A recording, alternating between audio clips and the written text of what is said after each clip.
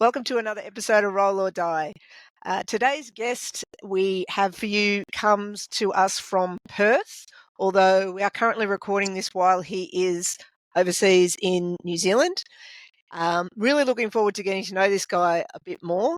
He is a black belt in jiu-jitsu. He also dabbles in kudo, Krav Maga. He does breathwork. He is the owner of Grappling Technics and coaches out of DCA MMA. He is Daz Mokaraka. Thank you for joining us, Daz. Thank you for having me. I don't own Grappling Technics. I'm just a student there. Oh, okay. Sorry, my bad. We can leave that there. My coach will just bash me. Kia ora, bro. Welcome. Kia ora. Get that in every now and again when I can.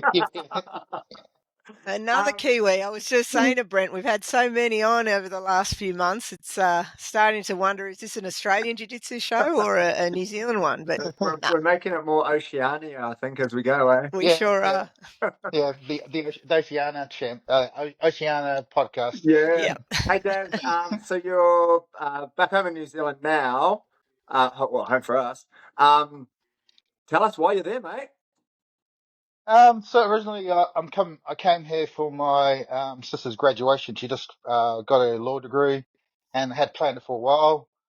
So I came here just kind of go to the graduation, and somehow some of the boys from here found out I was coming over and teed up a super fight while I'm here. Right, how good's that? What's the production? Who's putting it on? PGC, which is I can't remember the acronym. Yeah. But the guys that do a lot of they got some combat jiu-jitsu matches on there and some jiu-jitsu matches. I only found out about this match I'm going against Jared Dell. He's probably one of the best, I think the best grapplers in New Zealand right now, mainly in no-gi. And I just found out on Saturday that was the matchup, and I just said, like, yeah, let's do it. Let's do it. He's about 98 kgs, about probably 15 kgs heavier than me, but no, it's just jiu-jitsu. Just jiu-jitsu, go there, have fun, have a holiday, do a super fight. Yeah, that's cool. when you know you're really into jiu-jitsu, isn't it? I mean, it's enough for me when I travel and I just train jiu-jitsu, but you're actually full on going in for a super fight during your holiday. Yeah. Yes, I do.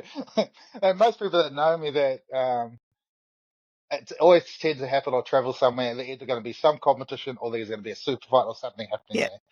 So, mate, first off, congratulations to your sister becoming a lawyer. So you're obviously both used in your heads, just in different ways, right? Yes. And Daz, tell us about like how you got started into either jiu-jitsu or the martial arts. Like I said, you've got quite a depth of that. So I started martial arts when I was 7 years old, which most kids at the time were like Taekwondo. I kind of I hated the training, I hated the sparring, but I really enjoyed the competition side of things, which is quite strange. And that was carried over later on. So I did Muay Thai, then Ashiya Karate, Kyokushin Karate, and I just did a lot of stand-up competitions, stand-up fighting. And it wasn't until I moved to Perth. I moved to Perth about 2009, and I was still training my stand-up, and then I met the guy who was teaching boxing, and he was a really good boxer, and I started learning boxing with him, with Manny Dematos. And he had a jiu-jitsu guy there, a Brazilian guy there. He was a brown belt, Marcus Lopez, and he was running jiu-jitsu classes there. And there's only like probably 3 or 4 guys there. And every time we used to go to boxing, they would come on after us, and then I was kind of like look there and like, oh, what are you guys hugging each other for? That's just weird. And then after one boxing session, I was like, no, I'll just give this thing a try. It can't be that hard. I think the length of the boarding was absolutely long. And I remember doing like the warm-ups. He's like, okay, shrimps up and down. I'm going to do 3 laps of shrimps. And I was like, can't be that hard. The first lap, I absolutely died. And I had to do 2 more of that. And then we had to do bear crawls. And then those hip twist things that I still hate today. And I remembered afterwards, it was like, and we still got to do the rest of the class. Yeah. So you were hooked, yeah? In other Yeah, words? Yeah. yeah, yeah. Yeah. I was like, and I remember like we're just doing drills, kind of close guard, and I realized like how much I didn't know, how much I didn't know on the ground, and I was like, I've got to learn this. And I'm really kind of fascinated with ever since growing up, I've been fascinated with problem solving, Mhm. Rubik's cubes, anything that involves problem solving, and yeah, jiu-jitsu just ticks all those boxes. Yeah. Yeah. Yeah, it's a really interesting thing, isn't it? Like, we need to get. I've got a really good friend over in America, a guy called Jay Jack, who we need to get on. At some stage, I'd love to get him on. He's a very interesting guy. So he was very, very similar. Like, started martial arts as a very, very young kid, and then sort of grew up. And then at some stage, he was teaching martial arts, and he was teaching things like judo and a couple other things. And then his sort of thing was he went to, or a guy came into his school and not being an idiot, but he just came in and said, like, hey, can I do some of the judo stuff and some of the stuff on the ground with you? And Jay's like, yeah, man, of course. And Jay was a good fighter. And then this guy basically just smashed Jay, and Jay really couldn't believe it. And Jay had 14 students. And again, this is Jay's story to tell, right? But he had like 14 students or something on the mat with him, and he literally closed his school that day and walked down the road and joined this jiu-jitsu gym. And he said to these, like, all of the students, he goes, if you guys don't come and do this jiu-jitsu thing, you're just idiots. Like, this is better than what we're doing, so we need to do it. Did you do that, Daz, or did you stay with all of, like, did you continue to do both? Like, where did you go with it? Yeah, I continued to do pretty much all the martial arts I was doing at the time. Yeah, It was more like a component I wanted to add yeah, on to what I already had. yeah, So yeah, and I think that was a big major component I was missing. yeah. That the kind of ground. I did do a little bit of judo. I actually stopped doing it because I was seeing my instructor's daughter at the time when we broke up, and I didn't want to be the uki anymore. Yeah. Yeah, that makes sense. That makes sense. Yeah, yeah, yeah. Get out while you Mm, can. yeah. And just to touch back, so Jade continued to do all those things too. Like, Jay was a legit MMA fighter, traveled around the world, fought in Japan, all of those sorts of things. But the same as what you just said, there's like that missing bit for him was jiu-jitsu. So obviously for someone who, has that, like, the legitimate martial arts background and mindset, like, that's making you more well-rounded, right? Yeah, I think when I got to purple belt, I pulled back on everything else. So I was still training everything else, still doing Kyokushin karate, I was still doing judo, I was still doing boxing, bit of Muay Thai as well, and then I just had too much on the plate, and I kind of thought to myself, if I want to be really kind of excel at this, I'm just going to have to spend more time and just do less of the other stuff. And as soon as I sort of cut back on that, everything, my skill level just went through the roof. It was like sort of I found that um, what jiu-jitsu was for me. And tell us a bit about Kudo. Like, I've not heard of that before. You said that's like a um, MMA based grappling art. Yeah, so Kudo is like MMA, but just wearing a gi. Hmm. Um, yeah, they wear like head protection gear, so you can do headbutts, you can do elbows, and it's the closest thing I can think of where you can actually train kind of a scenario situations where you can throw elbows, you can throw headbutts, where there's no kind of illegal type techniques where you're not going to seriously hurt your partner. So you're not going to seriously cut them, and you can actually try things and see if they work. Mm. Um, and that thing I kind of really appealed to me because at the time I was also when I was doing Krav Maga, I was like spending a lot of time sort of more like the later stages of self defense, when it's Mm. kind of um, that's the last option of self defense. Mm. So I needed to know like if these things that I learned could actually work in a scenario where the other person is trying everything to try and hurt you seriously. And well, without in a safe atmosphere where you're not going to seriously kind of cut or injure your partner. Have you got like a martial arts philosophy, Daz? You've done this for a long time. You're obviously very, very good in lots of different areas. Is there like a philosophy that you have or something along those lines that like, I don't know, I'm not sure of another word for it, but yeah, philosophy, thoughts around it. Yeah, I think the main thing is like when people ask me like no, oh man, you must spend getting your black belt, you must spend so dedicated to it, trying aiming for that belt. And it's like for me, it's never ever been about kind of getting a belt. For me, it's just kind of going in there and just actually just enjoying kind of the learning something. I'm just always learning. I enjoy the process of learning something. Yeah. Yeah. Yeah. Always learning. Always like that the saying, the white belt mentality. Yeah. Always come with a white belt mentality. Mm. Always got something to learn. Always got something to take in. I'll go to a class where like a blue belt is running something. I always get something from Yeah. the like. There's always something to learn from people. Yeah. No, you don't just need to go to the highest level. There's people out there that will have something that like, wow, there's something there. I'm going to take that. I'm going to use that now Mm. because people have their own ways of kind of explaining things or learning things or teaching things or actually applying something. So Mm.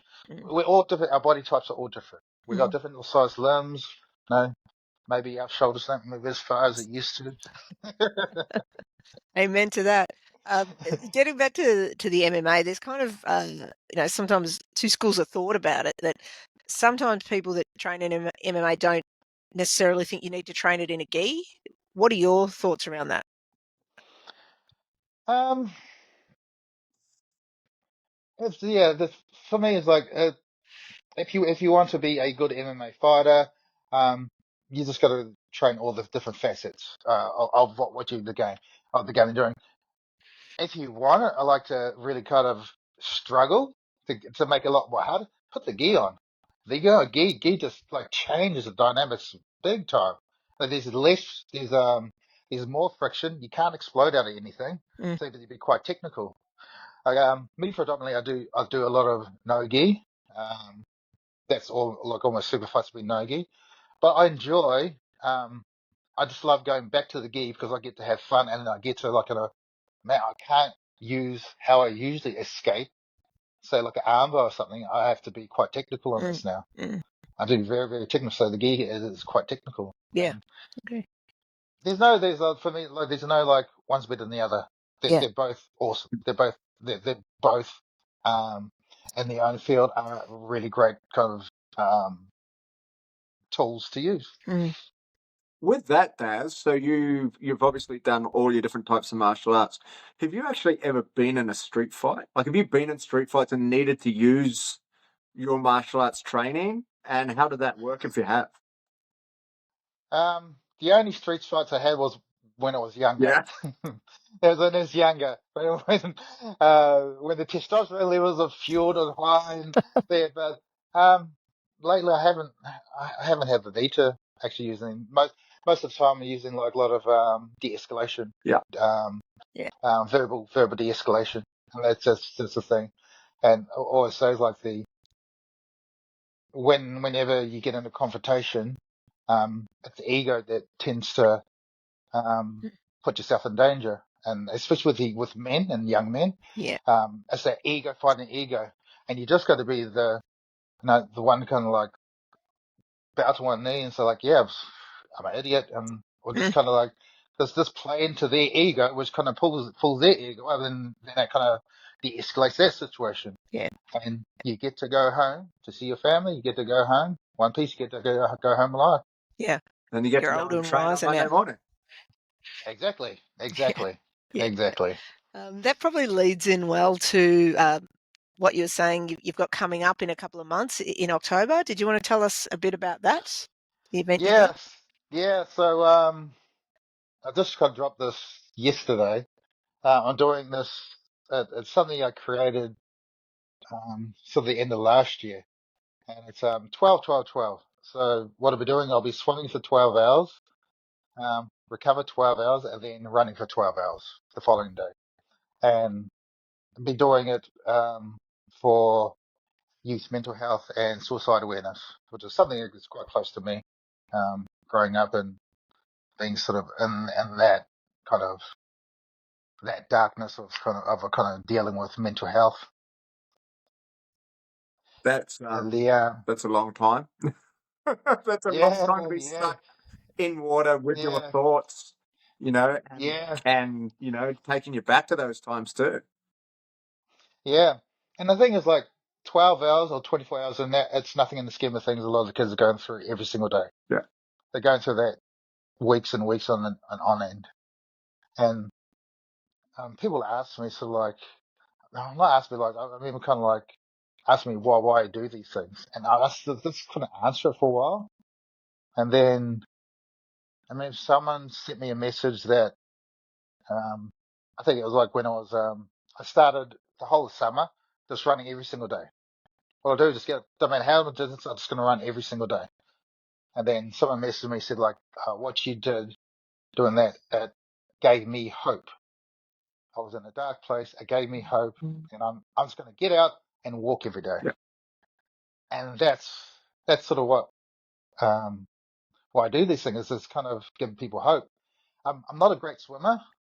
I'm kind of average. I'm really below average runner, but just an average person doing something extraordinary to give other people hope that they can do something extraordinary themselves.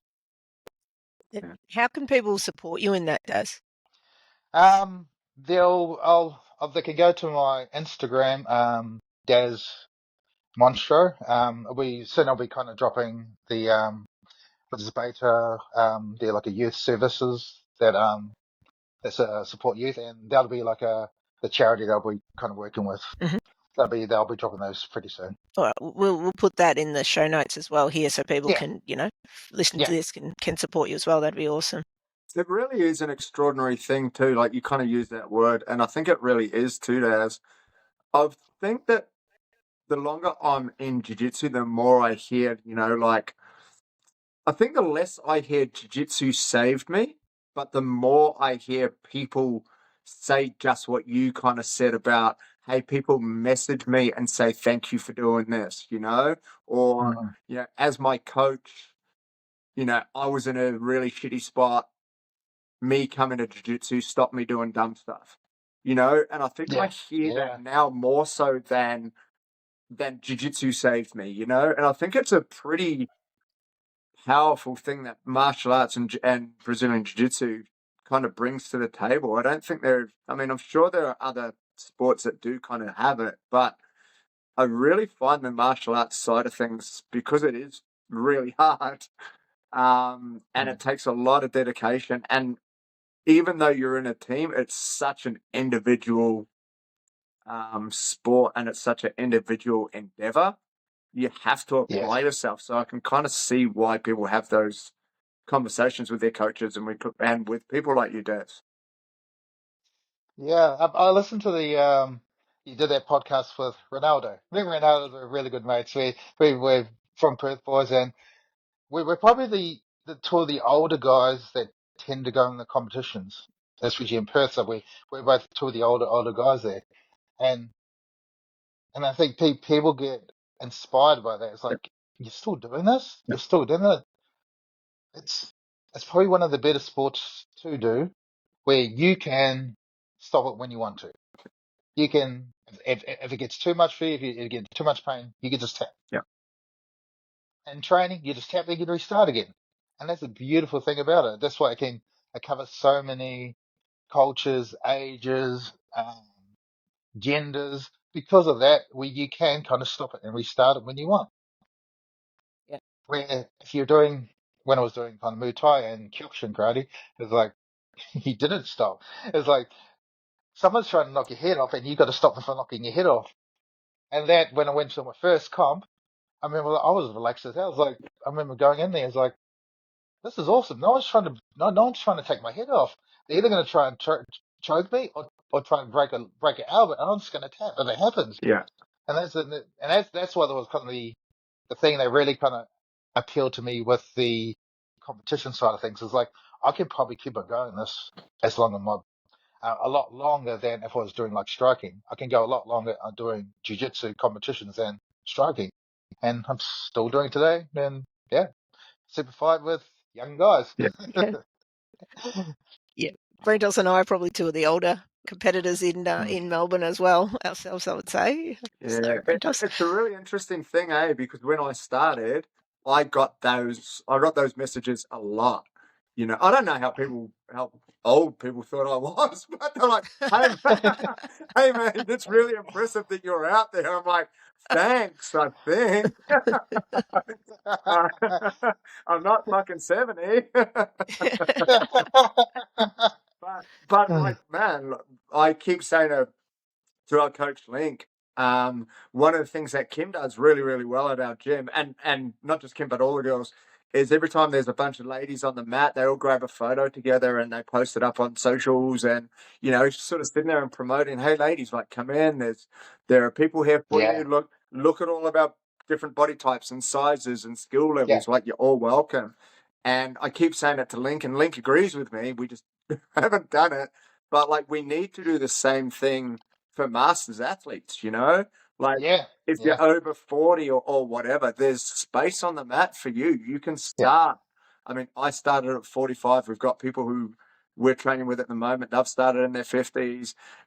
It's not too late, and doing those sorts of things and jumping in. It doesn't matter your age, doesn't matter your size, doesn't matter who you are. Like, there is room there on the mats for you. So yeah, I agree, man. yeah. Being one of the older guys in and around the competition scene, to be honest, it's a blessing, because doing like 8-minute rounds in a comp, that's a bit too long for me.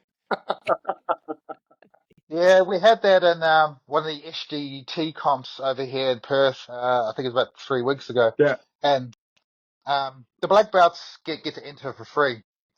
And what I ended up doing is, like, as soon as I found out, I'll put my name down and put myself into adult division, yeah. because I wanted to just pull out all the black belts, get all the black belts out, and most of the masters ones will drop into adult as well.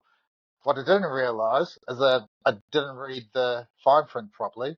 I thought it was like, said like 6 minutes rounds. I had 6 minutes to do that, but it was like 6 minutes masters, 10 minutes adult, and it was like, and it was round robin. 5 matches. I had 5 matches, and I think 4 of them went to 10 minutes, Oh, and it was like, this is like winning the world. yeah. It's like 5 matches Yeah. to win the world.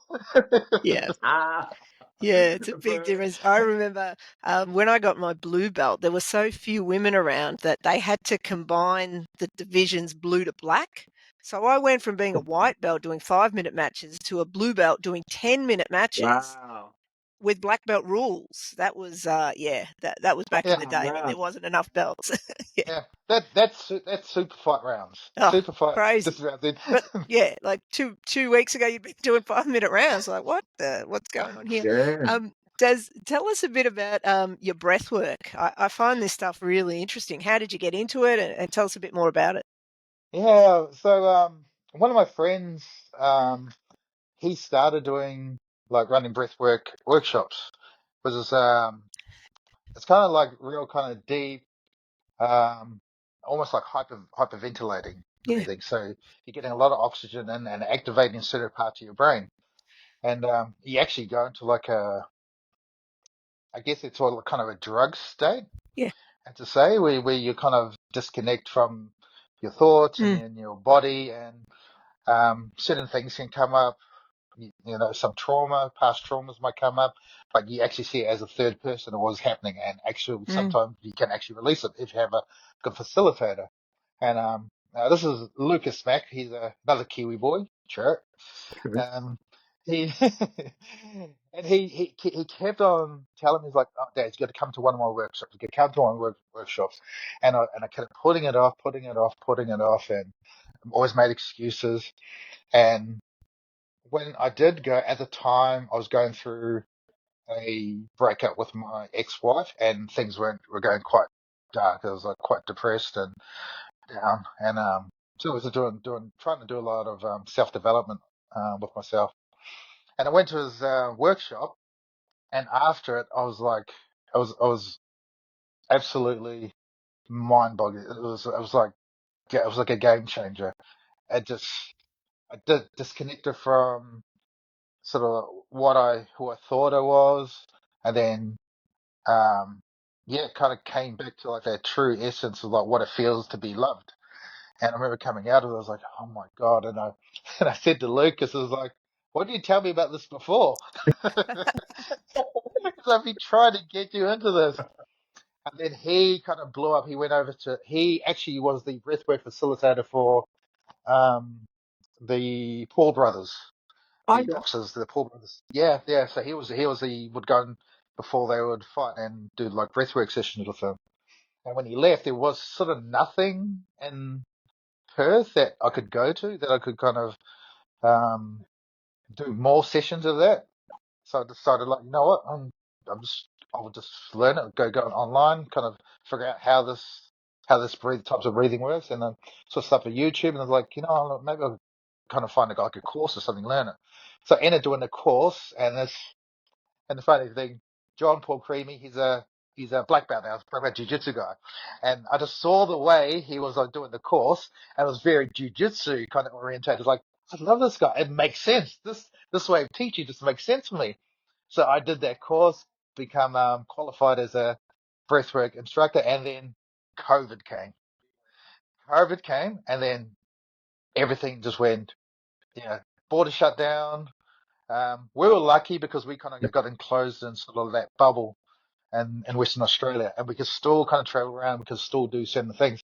And I decided then and there, like, because I wanted to get better at it, and then John was sort of like my mentor. He said, like, just do more, just go out and just do more. I was like, all right.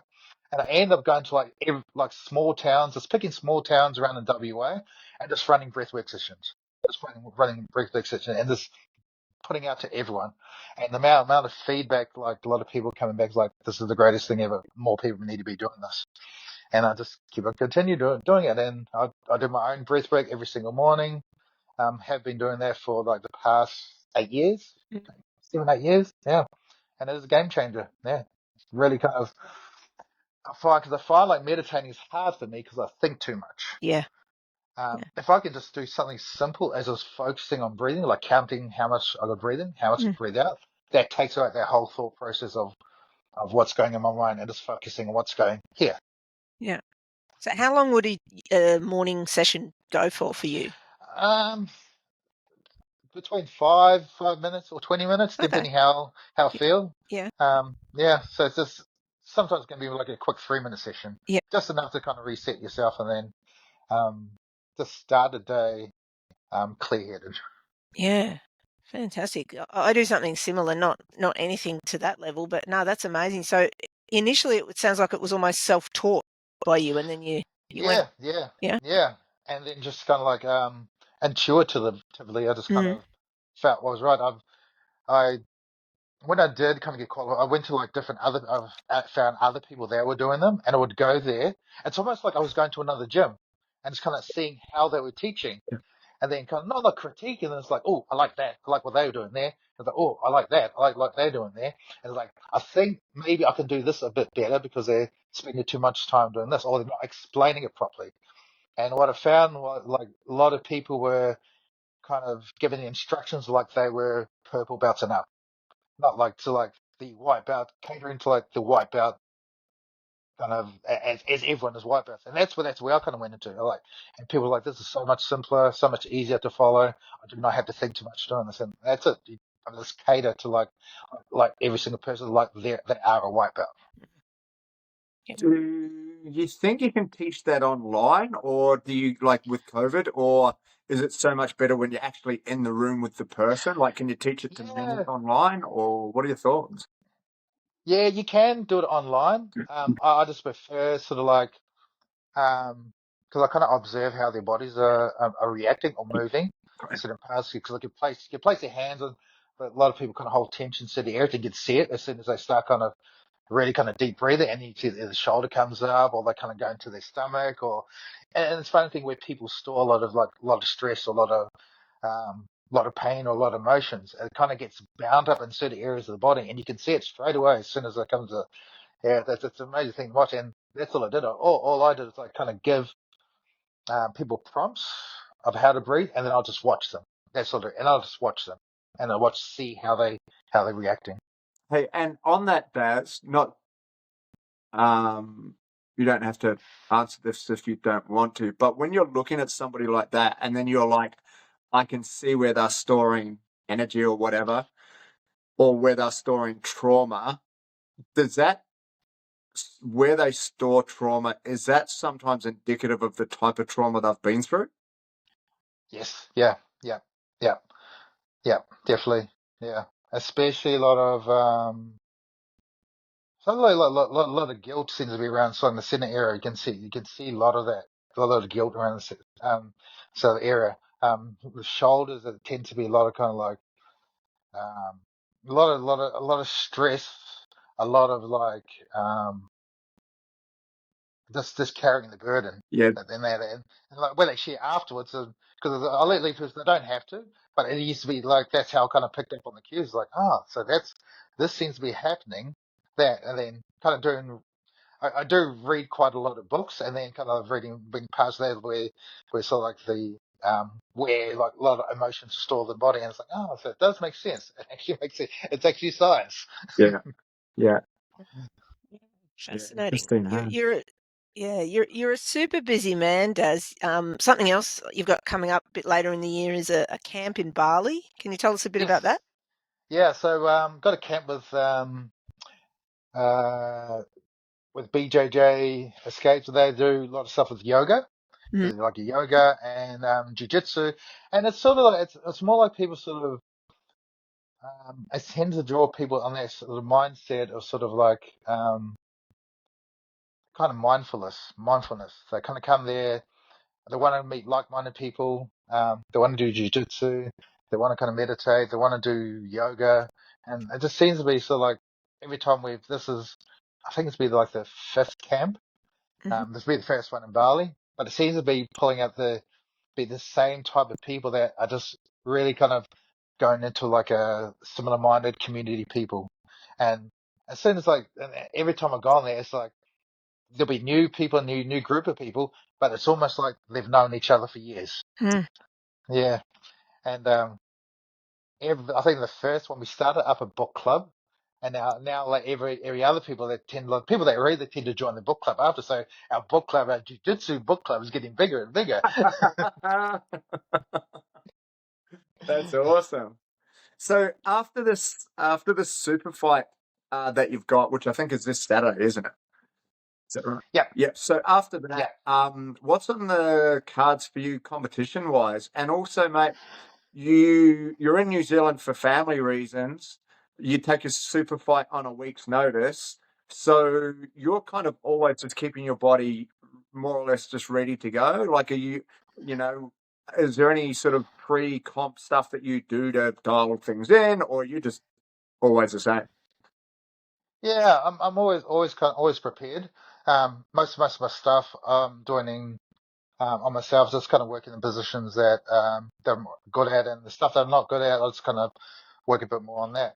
But I'm always ready to go. Like the fitness side of things, I'm running a lot now and swimming a lot, so that's kind of there. But I'm usually just like just getting movement. That's what I'm doing. Yeah. Just getting movement, getting ready for movement.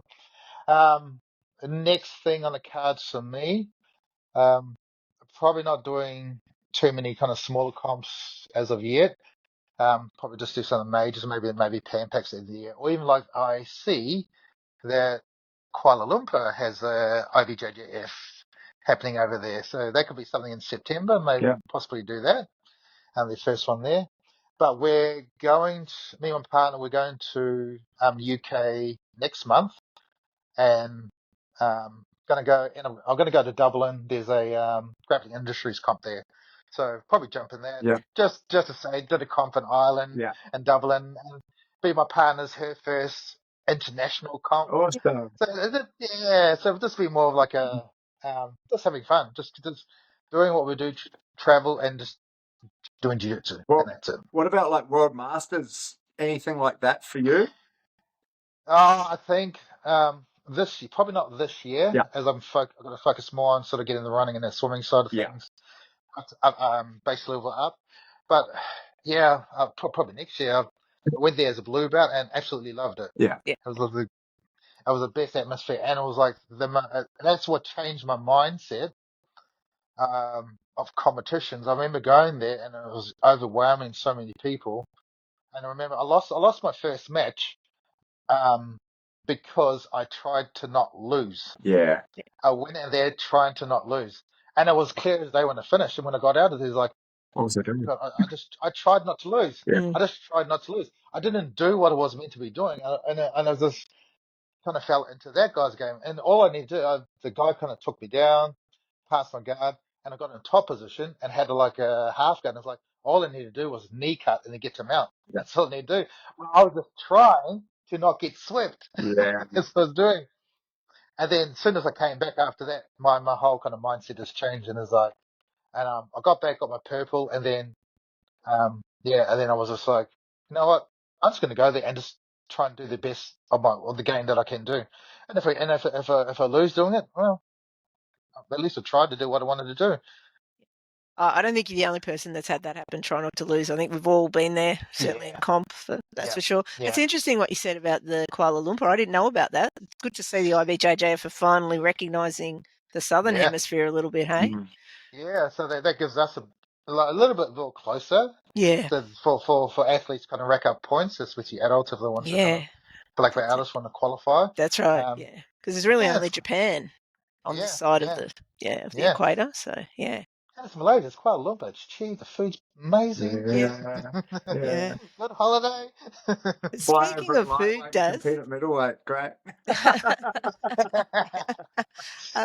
you're plant based. You've got on your social media. Tell us about that. How long have you been doing that? Was that something that you made the direct decision, or did it just sort of happen? Yeah, so people ask me, it's like, do you do it for ethical reasons? It is ethical reasons now, but at the time it started, like, it was in 2009.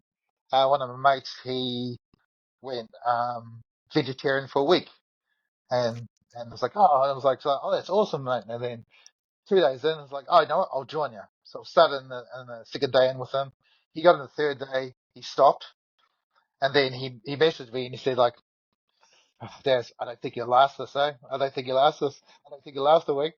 And I haven't stopped. and every year it kind of comes up as a memory in Facebook. I'll send it to Aim. I was like, hey, hang on. Still going. Still going. It's funny that you say that, because one of the guys at our gym, Big Daz Kim, so he's also vegetarian, and he basically became vegetarian on a bet. So his story is like, I went to the footy and I had like this shitty like pie. It was horrible, so I didn't enjoy that. And then, I went out for dinner and like we had something out that was horrible.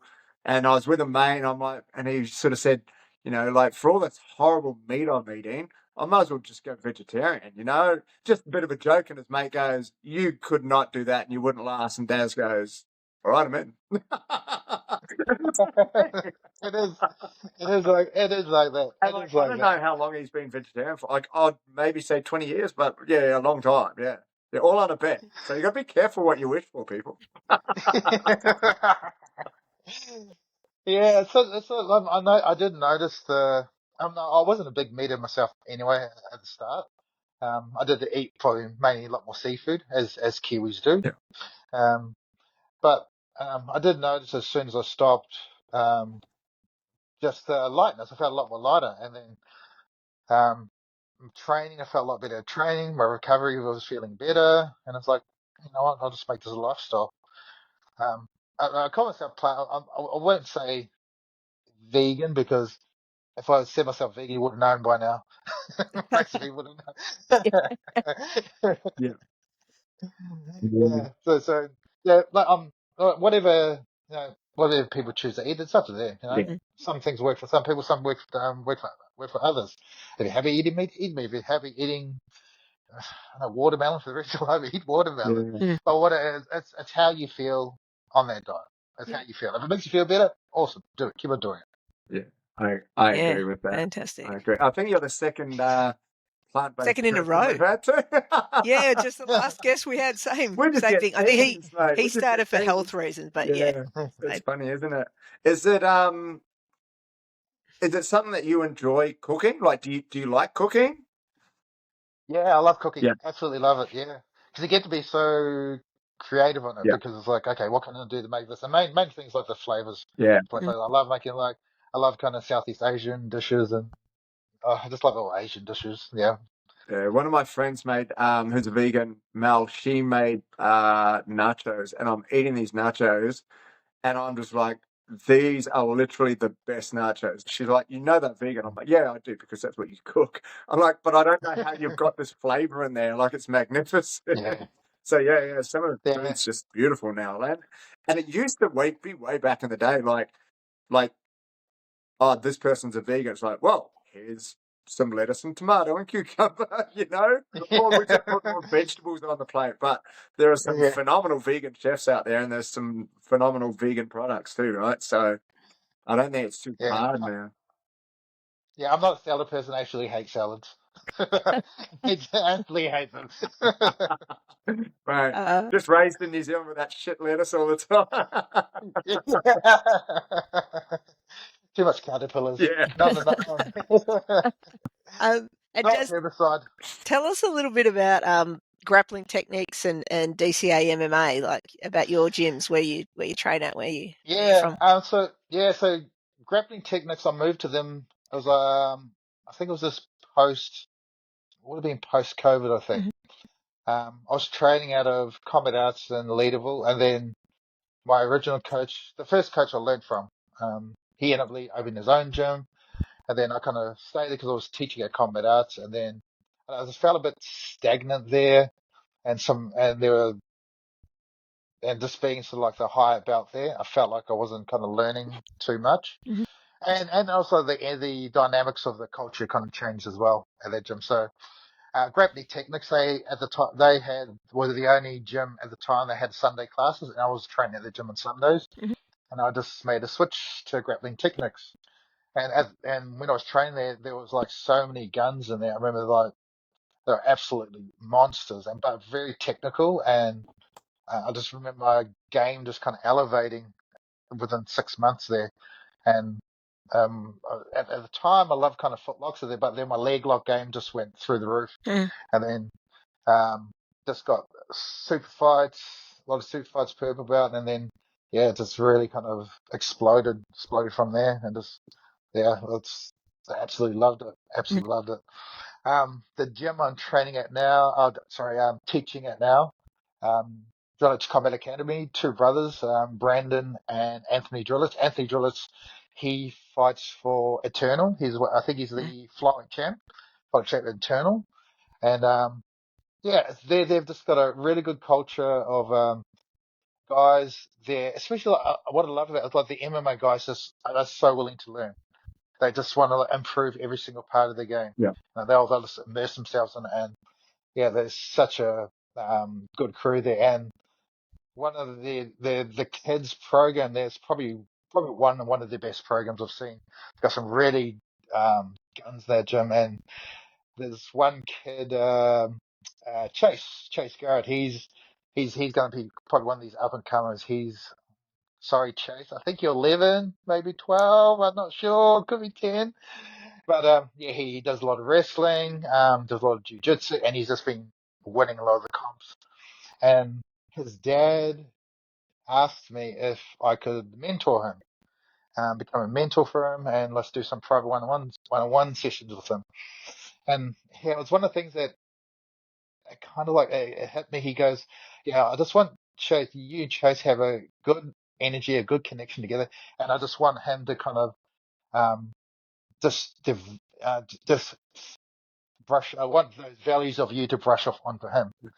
And I was like, "Oh my God!" But I said to him, I said to his dad, I was like, "You know what? You got nothing right. Chase is a very respectful kid and a very kind-hearted, and you as parents are doing an absolutely amazing job with him. I'm just there to I'm just going to kind of guide him as much as I can, which what I've done. Yeah. But yeah, you guys just keep on being awesome parents and just support him. and that's all I'm doing. Just kind of like, yeah, the same thing, just nudge them in the right direction. Yeah, that's brilliant, isn't it? Hey, Daz, you've mentioned so you had super fights at purple belt, right? So Yeah. how are you getting on the cards? Why you? Why you? What are you bringing to these super fights? Because you're getting them regularly. So, what are you bringing to them, mate? I don't know. I think it's because I never say no. I Yeah. never say no. I never say no. Like, what are the weight limiters, whatever bouts they are, I just never say no. I was like, I'm willing to jump in for a challenge, and I think that's what people kind of see is like, yeah, man, he's really put everything on the line. It's like I'm not putting everything on. I'm not putting Yeah. everything on the line. All I'm doing is just doing something I really love doing. Yeah. Yeah, like there's a rule set. It's it's not everything on the line. There's rules in regards to these things. Yeah, yeah. And it's like this was sort of like the kind of post COVID when everything was still kind of we could still kind of do things, um, and we couldn't really still couldn't travel. So the guys in WA were making like, okay, let's just do super fights. Yeah. We can't have big crowds, Yeah. but we can do it live. Yeah. And yeah, there's some of the guys that they just started pumping out these super fights, and and I seemed to be like the one on there that was like really really jumping to do it. Have you ever had a match against Peaches? Yes, we did have a super fight. Wow. We need to get we haven't had Peaches on, have we, Kim? No, we haven't. We need to get Yes, him on. get him in. Yeah. Yeah, you need to get features on it. Yeah, and you need to play his intro song as the intro song on here. Yeah. Very true, very true. No, we've taken a Yeah, while to get some of you Perth people on. I don't know. It took a while to crack your market, but yeah, yeah. Now we're just flooding out of there. no, it's Yeah, great. good. It's really good. Tell us, Daz, about the day that you got your black belt. Yeah, so it's only I think I went over for the worlds, or adult worlds. So I did like I had the masters Yeah, event, and then I had the Yeah. so I did both of them. I got gold in the masters event at brown belt, and then I saw that difference in the adults. I was like, well, yeah, this is actually like different monster, yeah. and lost in the first round. And then when I got back, um, my coach is such a fucking asshole. He's he's got this way of kind of getting people somewhere, and without them realizing that they're going to get graded. So he made it look like it's like, oh, it's our anniversary. We're going to have a few black belts here. They're probably going to do like some technique and show some techniques to everyone there. So it's going to be a good fun day. And I was like, all right. Well, not many people knew what my ribs were broken at the time. So went in there, and then I saw some of these other black belts. Like this guy called Seb was like, what the fuck is he here for? And then my head started ticking over. It was like, no, fuck, have you got to be fucking joking? No. And then he said, yep, it's your grading, your black belt grading. We're doing this. And it was like a 2-hour Shark Tank, pretty much. Oosh. And then the end of it, like black belt speech, did you have to do that? Yes. So I know, it's a blubbering mess. I was going to say, can you remember anything from it? Yeah. But I remember, like, when I was doing Kyokushin, one of my good mates got killed in a motorbike accident. And on my gi, I have him on my gi. I was like, rest in peace, Daniel Fox. And I have it on my gi. And I remember it was like the last round of my coach, and he looked at my gi and was like, I'll date you in that today because he'll be very proud. And I was like, don't say it now. Don't say that now. And it nearly broke down in that last roll. And then got out, and then got the black belt. And it was it's always unexpected. I didn't. I always felt like when I got a belt that I didn't deserve it. It was like I kind of judge. I really kind of harsh on myself. I judge everyone around me how they are. It's like, Yeah. but this guy is like he's so much better than me. It's like That imposter syndrome. Yeah. imposter syndrome. Yeah. And it's a hard thing to shake. It's like always kind of like everyone. I'll put everyone on the pedestal, and it's like Yeah. But it's so good. Why am I good? Why have I got this? Yeah, especially for the black belt, hey? When you get Yeah, that, it takes yeah, a while to lose that. But yeah, no, look, you're well deserving of it. You won a gold at the brown belt. Uh, Forget masters or whatever. Like, yeah, you're definitely deserving of the black. Yeah, I think How we're do you probably feel ready. about that now, Daz? Like looking back and then like looking at your belt promotions when people kind of have that imposter syndrome feeling or whatever.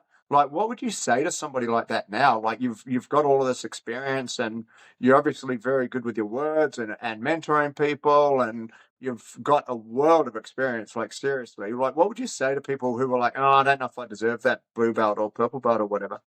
yeah. Have trust in your coaches and the people around you because they see what you don't see. Mm. You Yeah, only with as us as humans, we always see the worst in ourselves. That's always it. We see like not we don't see too much of the good. We don't kind of focus on the things that we are good at. We focus on the things that we are bad. yeah, Everyone else sees everything. They see like the good in us. They see what the things we're doing well. They see like and it's just having trust in those people, the people around you, because they see it. yeah, They see more of it than we do. yeah, for sure, for sure. Brendos, did you want to ask the questions, Yeah, I've got a few the quiz? actually. I think we Yeah, know some of the answers now, yeah. but I've yeah. got a couple of different ones, so we'll see how we go. Huh? All right. This is something Okay. new, Daz. We've just started doing this. Yeah. So Okay. so pop quiz, mate. Basically. All right. iPhone or Samsung? iPhone. Ooh. Strength or flexibility? Ooh. I would say flexibility and brown belt, strength all the way. Pasta or rice? Rice. Who's the goat in jiu-jitsu? Who's the goat in jiu-jitsu? Marcelo Garcia. Oh, I like it. I like it. Um, Potato or sweet potato? Or kumara? Kumara. Yeah, Kumara. man. What's the fastest time you ever did the Rubik's Cube in? 10 seconds. Oh. Oh. And could you do more than one at once? No. I got ADHD. I won't get them both done. And if you could compete against anybody in the world, mate, who would that be? Marcelo Garcia. Yeah, Yeah, yeah. I've got beautiful. a friend of mine in New York who trains with Marcelo at Marcelo's gym when he was in New York, and became a purple belt under him. And he just talked about like how humble he is and how much of a nice person Mm. he is and those sorts of things. And Blake Rodriguez, I'll give you a shout out, mate. He would just talk about Marcelo and just the generosity and all these sorts of things. And he's like, but then you're rolling with him, and he's just like, this is just ridiculous. And that's what I loved about it because he was so, like, as a person, amazing human being. Yeah, And when you see on the mat, absolute killer. killer. Absolute killer. Yeah, Just a killer. yeah, yeah. Yeah. Well, Daz Mokaraka, you're a pretty amazing human being as Agreed. well. Thank you so much for giving up your time. Not just your time, but your time when you're on holiday with your family. So really can't thank you enough. We won't have this episode out for a couple of weeks. So I think your super fight will be done by the time this comes out. But all the very, very best of luck for it. And we could talk for another hour at least. We definitely have to Yeah, get you back on again. I don't know why we've taken so Definitely. long to get you. Brentos, did you want to do the wrap up? yeah, absolutely. Daz, thank you for coming on. And when this comes out, I'll just say it, mate. You've won your super fight. So congratulations on the super fight, mate. Well done. But all the best for things coming up later in the year, mate. Bali camp, and then the stuff for mental health, the swim, and then the big run. We will definitely be following along. And please, guys, jump on board. Like, follow Daz's socials. If there's ways that you can possibly support him, then this sounds like something that we could all get behind and really, put a few dollars worth towards. And if you can't afford that, then that's okay. Just send him a message of, congratulations or encouragement. I think that's just as important sometimes too, mate. So absolutely all the best going forward for all of that sort of stuff, Daz. To everybody else out there, thank you. We hope you enjoyed this episode. I'm sure you did. Remember, we still had a couple of t-shirts left, so grab those before it's like too cold and you can't wear them unless you're up in Queensland where it's year round and you're fine. And then our athletic body care soap, there is a link below with our discount code. So jump on, order some of that stuff. It's good for your body and it's good to get rid of those nasty infections. All of that stuff. Well done, Kim. Thank you for bringing on another amazing guest. You go all around the place to find these legends like Daz. We appreciate it. Daz, once again, mate, thank you so much for coming on, and we appreciate it. And all the best for everything later in the year, bro. Appreciate it. Thank you very much. Thanks for having me. Appreciate it. We'll see you soon on the next episode of Roll or Die Legends.